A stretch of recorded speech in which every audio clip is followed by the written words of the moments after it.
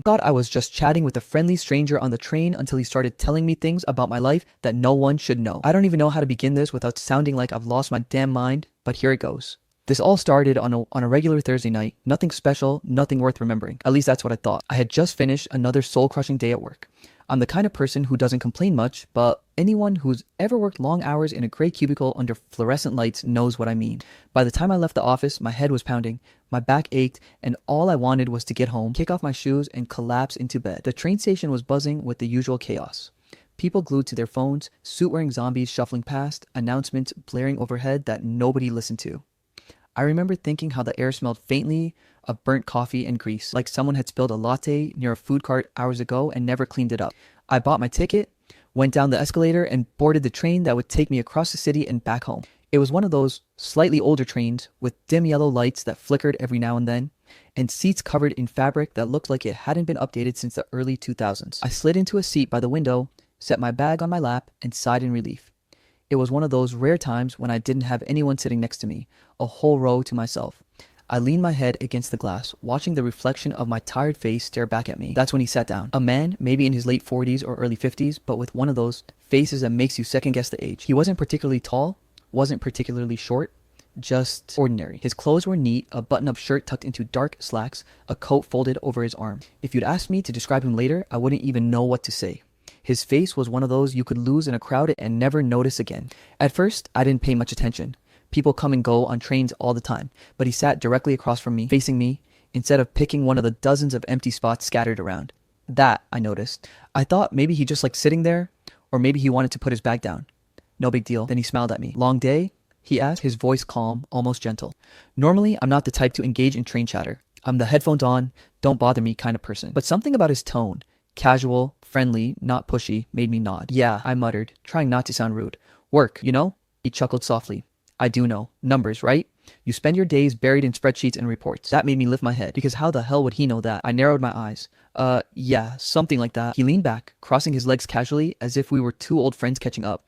"I figured you've always been good with numbers. Even back when you were, 9, 10? Sitting at the kitchen table, solving those math puzzles your mom used to buy you?" I froze. For a second, I thought maybe I'd misheard him, but no, he had said it exactly like that. "How?" I started, then stopped myself. Maybe it was a guess, a lucky one, but who the hell guesses that specific? I gave him a polite, awkward smile. "Yeah, I guess." Weird thing to say to a stranger, though. He tilted his head slightly, like a teacher who already knows the answer to the question he just asked. "Stranger, huh?" I laughed nervously, trying to shake it off. People can be weird on trains. That's just part of public transit life. Still, my stomach twisted.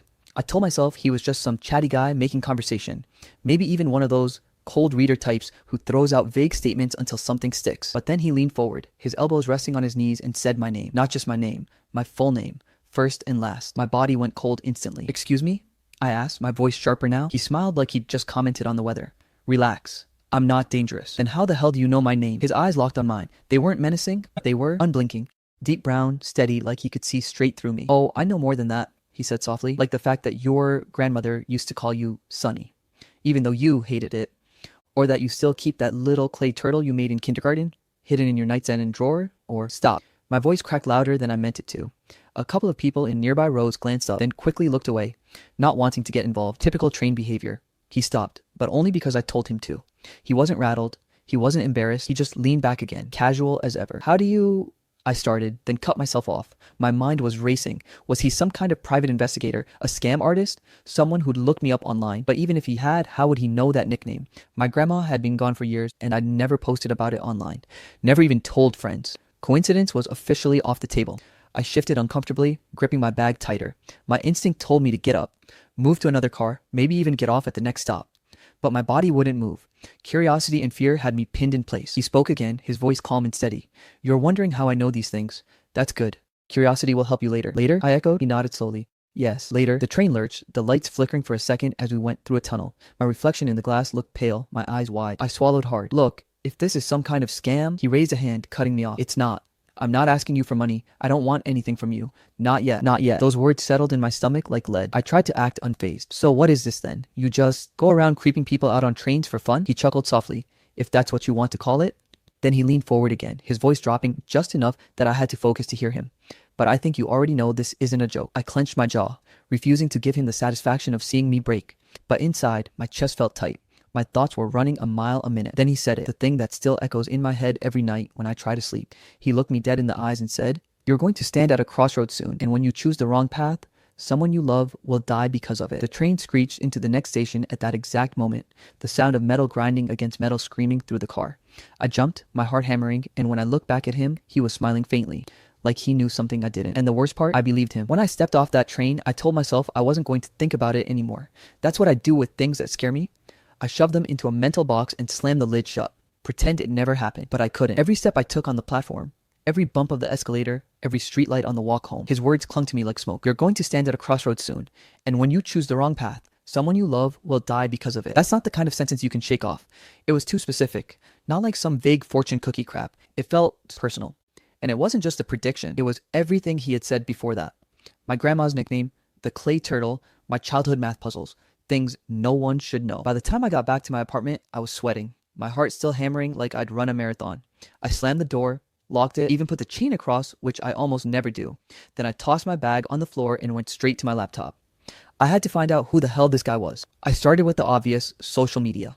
I searched his face in my mind, trying to picture what to type. Man, 40s, brown hair, average build. That was useless. He was the kind of person you could describe 100 ways and never pin down. Still, I went through Facebook, Instagram, Twitter, nothing. Next, I checked my own accounts. Maybe he'd somehow dug into them, scraped old posts, pieced things together. But my profiles were private. Even my old high school Facebook that I hadn't touched in years was locked down. And I had never mentioned my grandma's nickname or that clay turtle, not once. Paranoia whispered in my ear. Maybe you got hacked. Maybe your email got breached. So I spent hours changing passwords, enabling two-factor authentication, scanning for data leaks. Nothing. My accounts were fine. By midnight, my brain felt like static. I closed my laptop, rubbed my face, and told myself, it's nothing. Just a weirdo with good guessing skills. Forget it. But I couldn't forget, because the next morning, on my way to grab coffee before work, I saw him. I was standing in line at the cafe near my office. It was one of those busy mornings where everyone looks half asleep, clutching laptops and bags, desperate for caffeine. I ordered my usual black coffee, turned around to wait, and froze. He was outside, across the street, leaning casually against a lamppost. Same coat, same calm posture, same unreadable smile. For a second, I thought maybe I was imagining it. Maybe it was just some other middle-aged guy in business clothes. But no, the way he was looking at me, directly at me, erased all doubt. I stared back, my chest tightening. I wanted to march outside and demand answers, but when I blinked just for a second, he was gone, vanished into the crowd. I didn't even get my coffee. I just left, my stomach in knots. I tried telling my friends later that week. We were at a bar Friday night, a little hole-in-the-wall place we always went to after work. My friend Mark was already 3 beers in when I brought it up. "Dude, you're overthinking this," he said, waving his hand dismissively. "Some random guy probably stalked your Facebook or something. People overshare, you know?" I shook my head. "No, you don't get it. These weren't things online. He knew private stuff. Stuff I've never told anyone." "Then maybe you did tell someone," my other friend Jess chimed in. "Like years ago when you forgot, people talk. Things spread." I wanted to believe that. God, I wanted to, but my gut told me otherwise. I lowered my voice. He showed up again, outside the cafe. Jess raised an eyebrow. "And maybe he works nearby. Cities aren't that big. You're probably just seeing him because you're looking for him." Mark laughed. "Yeah, classic paranoia. First sign of going crazy." I forced a laugh too, but inside I was screaming because I knew I wasn't making this up. It happened again the next day. I was in the grocery store, standing in the produce aisle, when I caught a glimpse of someone in the reflection of the glass refrigerator door. Him, just standing at the end of the aisle, watching. When I spun around, he was gone. Later, I convinced myself maybe I'd just seen someone who looked like him, but then it happened again at the bus stop. Then again outside my building. Always at a distance, always gone the second I blinked. It was like he was haunting me. The breaking point came a week later. I was sitting in another cafe, this time determined to get work done. Laptop open, headphones in, trying to drown out the world. I'd almost convinced myself I was fine again. Then someone bumped into my table, spilling their iced latte all over the floor. I jumped back, cursing under my breath, when I heard a voice. "You should lift your bag. That drink's about to spill." I froze. Slowly, I turned my head. He was sitting at the next table. The stranger. My blood turned to ice. And sure enough, not even 2 seconds later, the drink toppled, splattering everywhere, just like he said. He smiled, calm as ever. "Told you." I grabbed my bag, my laptop, everything I could, and bolted. Didn't even look back. That night, lying in bed, I stared at the ceiling with my heart racing. This wasn't coincidence anymore. This wasn't stalking. This wasn't paranoia. He wasn't just following me. He knew. And the terrifying part, I was starting to believe he was right. If the first week after meeting him was about paranoia, the second week was about obsession. I couldn't stop thinking about him. The way he looked at me. The things he knew. The fact that he predicted the spilled coffee like it was nothing. And worst of all, his words about me standing at a crossroads and someone I loved dying because of it. That line drilled itself into my skull. Every time I tried to focus on work, it echoed. Every time I tried to relax, it whispered in my ear. And then, my brain started doing what it always does when I can't explain something. It started digging. I went down the rabbit hole of my own family. It started small. I called my mom one night, pretending I just wanted to chat, but really I was fishing for stories. We were never super close. My dad had left when I was young, and my mom worked a lot, so our relationship was more functional than emotional. But she loved talking about the past, so I asked her about relatives, people I barely remembered. Hey, I said, trying to sound casual, did Grandma ever talk about people who knew too much? There was a long pause on the other end of the phone, longer than I expected. Finally, she laughed, but it sounded strained. That's a weird question. What do you mean? I don't know, I lied. I remember her saying something once about someone who, always knew what was going to happen, like they could predict things. My mom's silence dragged on again, heavy this time. Then she sighed. Oh, that, yeah. She used to tell stories like that when I was a kid. About her brother. I sat up straight. Her brother? Yeah, my Uncle James. I never met him. Well, let's just say he wasn't around when I was growing up. Why not? Mom's voice lowered, like she was telling me something she wasn't supposed to.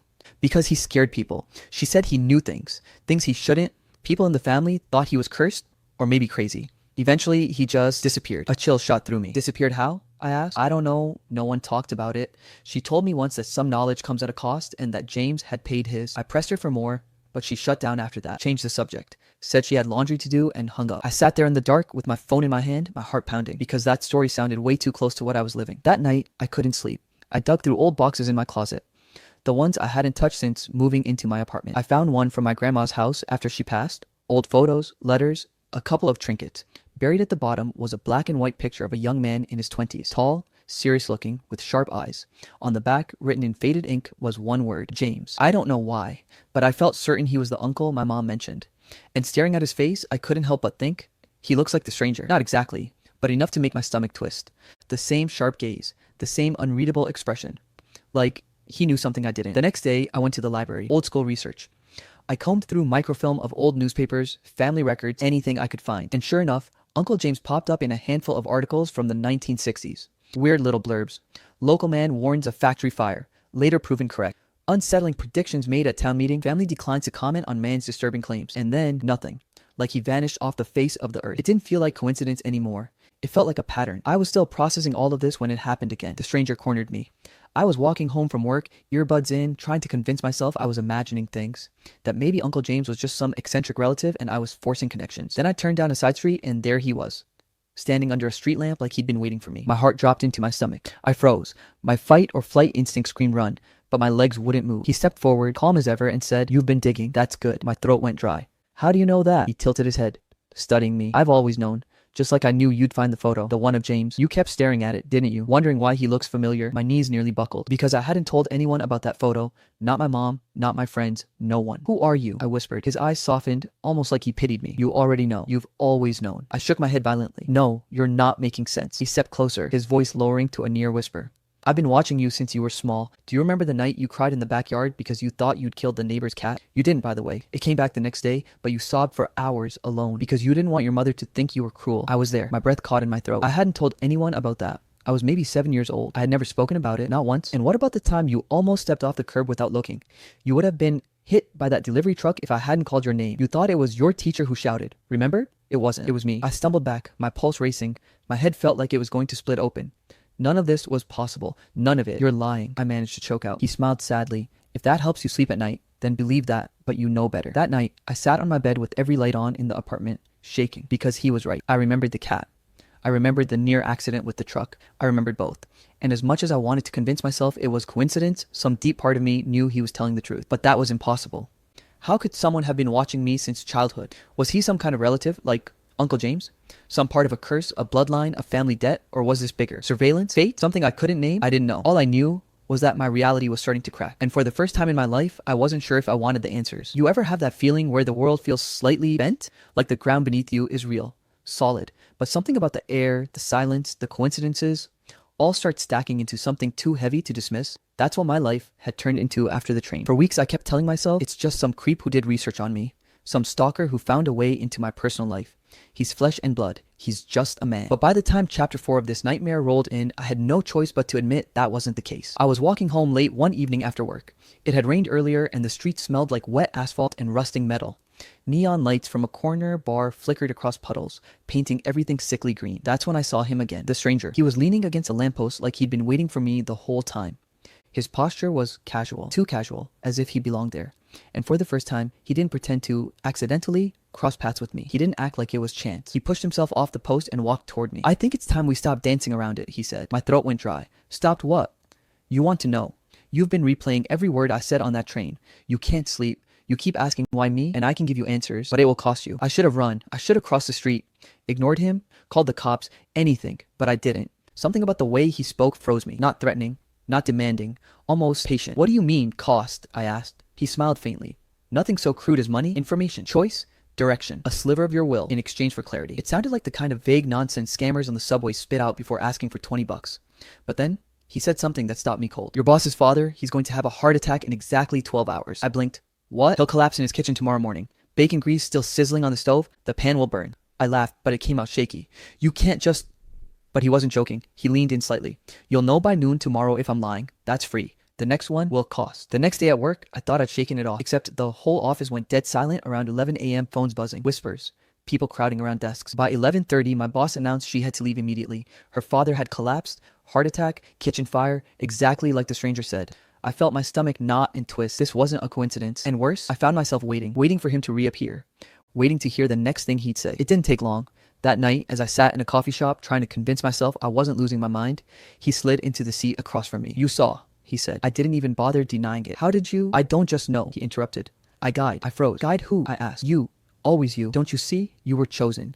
I've been watching since you were a child, making sure you walked certain paths, avoided others, steering, nudging, and now you're ready for more. My throat tightened. Chosen for what? He leaned back, studying me like I was a puzzle piece finally snapping into place. To witness, to carry forward, to play your part. I wanted to scream at him, tell him to stop with the cryptic garbage, but something inside me whispered, listen, and against all reason, I did. He gave me another prediction, but this time he let me see it unfold. Wait, he said suddenly, glancing toward the counter. That man in the red hoodie, watch his drink. I turned. A guy was carrying a latte back to his seat, weaving carefully between tables. He's going to spill it, the stranger murmured.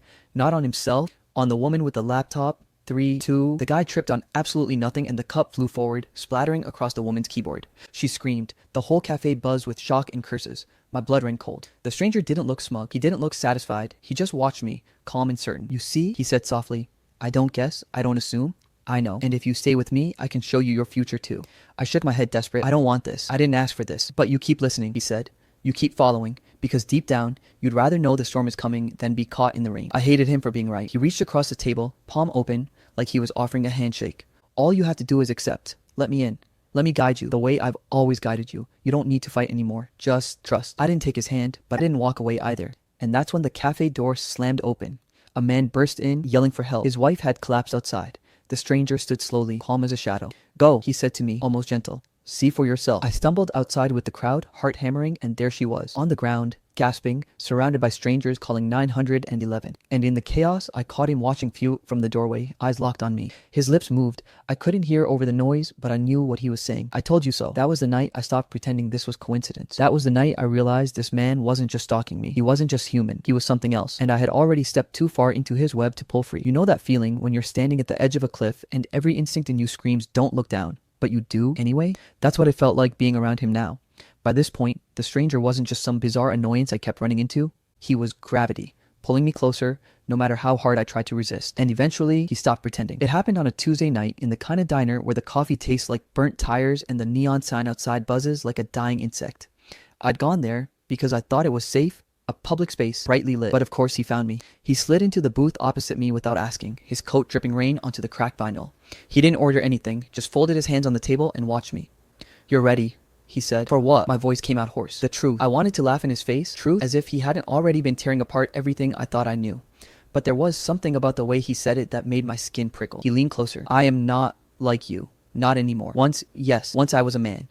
But time changed that, choices changed that. I swallowed. You're saying you're not human? Not in the way you think. I'm tied to something larger, something older than memory. You might call it a curse or a gift. I carry knowledge, and in carrying I must pass it on. His eyes caught the fluorescent light, and for a second, just a second, they didn't look like eyes at all. More like endless mirrors, reflecting back too many versions of myself. He told me about the first time he shared his knowledge. A woman, he said quietly. Centuries ago, she begged to know if her husband would return from war. I told her he would not. She believed me. And because she believed me, she changed her life. She remarried, bore children, built a future on what I gave her. But the price is always steep. She spent the rest of her days unable to choose anything for herself. Every decision, she came to me. Every fork in the road, she begged me to guide her. She gave up her will, and when I finally left her, she was nothing. An empty shell. waiting. He sipped the untouched water glass like it was wine. That's what happens when you take too much truth. It hollows you. Because once you know the shape of the storm, you stop believing you can change the weather. I wanted to argue, to call him a liar. But deep down, some part of me knew he wasn't making this up. The weight in his voice was too heavy, like someone who'd carried centuries of regret. So what? I asked. That's what you want from me? To hollow me out? He shook his head. No, I want balance. I want you to walk with me, not lean on me. To carry your own choices while still knowing the shape of things to come. You were chosen because you might resist where others cannot. The words slid under my skin like a splinter. That's when he finally said it. Every truth has a cost. You cannot hold knowledge without giving something in return. Sometimes it is time. Sometimes it is choice. Sometimes it is memory. A piece of who you are. That is the price. I stared at him. You're saying if I let you keep telling me things, I'll lose parts of myself. He smiled faintly. Not lose, trade. You give what you no longer need. Regrets, doubts, old fears, and in return, you gain certainty. It sounded almost tempting, like shedding the weight of my mistakes, but I couldn't shake the thought. What if those pieces are what make me, me? That night, he walked me home. Not side by side, he stayed a few steps behind, like a shadow that refused to detach. And just before I unlocked my door, he said something that froze me. You've wondered about your brother? I whipped around. Don't. You've wondered what he would have become had he lived. If he would have been the artist. The father, the one who stayed instead of leaving. I can tell you. My chest tightened like a fist was closing around it. My brother. The one I'd buried years ago. The one I'd never stopped imagining. No, I whispered. That's not fair. There is no fair, he said softly. Only truth and the cost of carrying it. I barely slept that night. Every corner of my apartment felt wrong. Every creak of the building made me think he was still there, waiting. I found myself staring at old photos, my brother, my parents, childhood moments I'd shoved into boxes to avoid feeling the sharp edges. And the thought wouldn't leave me. If he knows, do I really want to hear it? By morning, I was half mad with the question. I found him waiting at the train station. Of course I did. He always knew where I'd be. Tell me, I demanded. He tilted his head. Tell you what? About my brother. About what would have happened. He studied me for a long time before answering. If I do this, you will not be the same. You cannot unknow. You cannot unhear. Just tell me. And he did. He painted a picture so vivid I could see it. The man my brother would have become. The life he would have lived. Not perfect, but real. A whole future stolen by an early grave. I cried. Not because of what I heard, but because a part of me believed it more than my own memories. When I finally looked up, the stranger's expression was almost tender. Now you understand, he said. This is the truth. This is what I am. By then, I realized I stood at a cliff's edge, two paths. I could reject him, walk away, keep my fractured ignorance, never hear another word, live with chaos, but live on my own terms. Or I could accept, let him guide me, trade pieces of myself for certainty. Neither felt like freedom. But in that moment, I chose. I don't know why. Maybe because part of me was too tired of not knowing, too tired of questions without answers. Maybe because the hook he'd planted in me back on that train had been dragging me here all along. I looked him in the eye and whispered, show me. His smile was sharp and sorrowful all at once. You've taken the first step, he said. Now the cost begins. And that's how chapter 5 ends. Not with relief, not with clarity, but with a choice that felt final. Except nothing about it was final, because the consequences were only just beginning. I didn't want to get on that train. God knows I didn't. But there are some things you can't escape. Some loops that drag you back no matter how far you try to run. And after everything, the whispers, the truths, the choices, I found myself standing on the same platform where it all began. The fluorescent lights buzzing, the rails humming faintly, my reflection trembling in the plexiglass like it already knew I wasn't coming back the same. And then the doors slid open and I stepped inside. The car was almost empty. Just me, a handful of strangers with tired eyes, and one man sitting calmly across from the seat I knew I'd take. Him, always him. He hadn't aged a day. Same coat, same patient eyes, same stillness that felt heavier than the whole train around him. He didn't speak at first, just watched me settle into the seat like we were both aware of the symmetry. Beginning and end tied together. Finally, he said, you've carried it well. I wanted to scream at him, to demand answers, to spit out all the rage that had been clawing through me since the night he first spoke my name like he owned it. But instead, I just laughed, because what else was left? I've carried it, I said, but it's breaking me. Every truth you gave me, it wasn't just knowledge, it was weight. My chest feels like it's caving in from everything I know but can't unknow. He tilted his head, almost sympathetic. That is the nature of truth. It never sets you free. It binds. And that's when it hit me. He wasn't teaching me. He was preparing me. You weren't random, I whispered. You didn't just find me, did you? No, he said simply. I never just find. I choose as I was chosen. My stomach turned. So you weren't the first? He smiled faintly. No one ever is. The air in the train felt colder. Thinner. I couldn't breathe right. Then what happens now? I asked, though some part of me already knew. He leaned forward, his voice calm but final. Now you become me. It was insane. But in the pit of my gut, it made perfect sense. The way he had known me. The way he had spoken about carrying knowledge, about costs. It wasn't just his curse, it was a chain passed down, one link at a time. And I, idiot that I was, had reached for it willingly. You knew I'd say yes, I said bitterly. I knew you would reach a point where saying no was impossible, he corrected. It always comes to that. Curiosity, fear, grief, it doesn't matter which. They all lead here. I shook my head, trying to fight it. No, I won't. I can't. But the look in his eyes told me I already had. The rest of the ride blurred. Streetlights flashing past the windows, shadows stretching too long, every sound echoing like I was underwater. And him, always him, watching, waiting. But here's the thing. They don't tell you about becoming the stranger. It doesn't happen all at once. It's not like he snapped his fingers and I turned into a mirror-eyed ghost. It's slower, more insidious. I started noticing things, threads tugging at reality. A man clutching his chest 3 rows down, and I knew he'd collapse before the night was over. A couple laughing softly, and I knew their laughter would turn into tears in less than a week. Every truth pressed against my skull like glass waiting to shatter. And worse, I wanted to speak them, to pass them on, to lighten the weight by handing a piece of it to someone else. That's when I realized the truth wasn't just knowledge, it was infection. The train slowed at another stop. A few passengers shuffled off, a few shuffled on, and among them was a young man, 20s maybe. He looked tired, defeated. Life had been grinding him down more than it should at his age. He sat across from me, not next to me, not behind me, across. Like I had once, and for a moment I swore I saw recognition flicker in his eyes. The same wary curiosity I must have carried the first night. The same hook already setting itself. And I felt the words on my tongue, the first crack of the cycle continuing. Long day, I bit it back, gripping the edge of my seat so hard my nails dug into the fabric. My chest burned with the effort of silence. Because if I said it, if I passed even one truth, it would be done. Irreversible. The stranger, my stranger, watched me carefully, his expression unreadable. Then, for the first time, he smiled. Not sharp, not cruel, just knowing. You see it now, he murmured. You feel it, the urge, that is how it begins. I shook my head, tears blurring the train windows. I don't want this. None of us ever do, he said softly. But want has nothing to do with it. And then he stood, the train screeching to its last stop. As he passed me, he leaned close enough for only me to hear. Whether you speak or not, the cycle is already in motion. It always is. And then he was gone. I sat there, long after the train emptied, staring at the young man across from me. He shifted uncomfortably under my gaze, like he could feel something pressing against him even though I hadn't said a word. And I realized, with horror, that silence wasn't enough. The knowledge itself was alive in me now, clawing to get out, to spread. I don't know how long I can resist. Maybe I already failed. Maybe in telling you all this, I've already passed it on. Maybe that's how the cycle survives. Not just on trains, not just in whispers, but in stories. So if you're reading this, remember, next time you sit across from a stranger on a late night train and they start telling you things no one should know, ask yourself, are they the beginning or the end?